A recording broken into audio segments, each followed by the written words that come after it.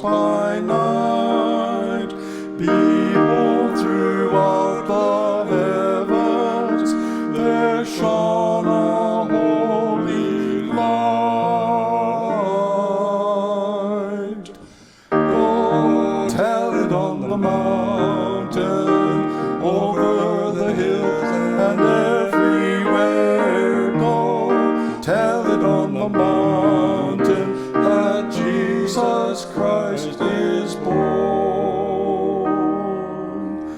The shepherds feared and trembled when low above the earth rang out the angel chorus that hailed our Savior's birth. Go tell it on the mountain, over the hills and everywhere. Go tell it on the mountain that Jesus Christ is born.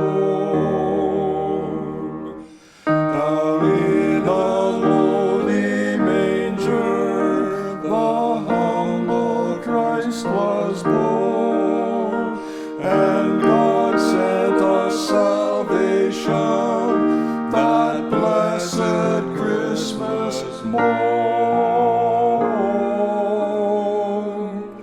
Go tell it on the mountain, over the hills and everywhere. Go tell it on the mountain that Jesus Christ is born.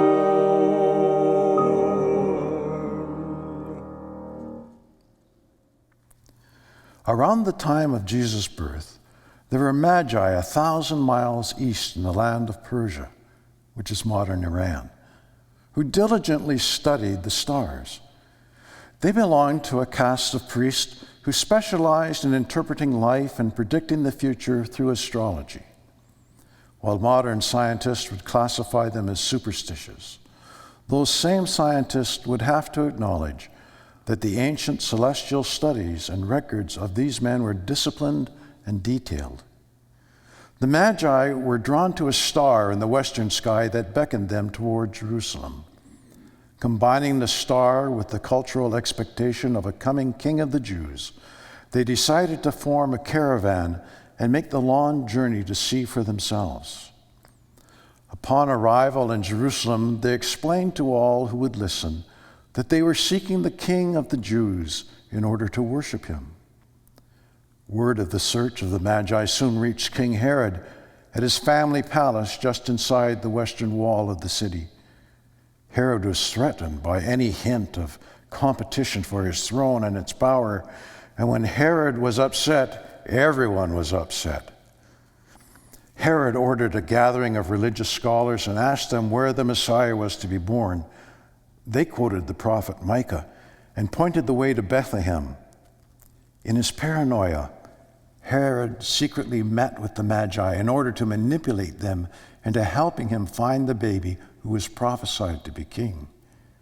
He asked when they first saw the star, calculating the baby's age at 2 years or less.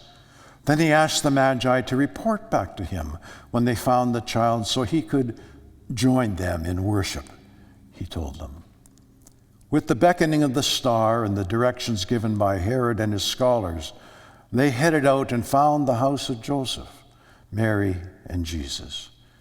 Delighted to reach their goal, they worshiped Jesus, presenting him with expensive gifts of gold, incense, and myrrh. Joseph and Mary were encountering new wonders, visitors from a distant empire, and gifts worth a small fortune for their family. What they didn't realize then was that they and their son were in mortal danger from their own king.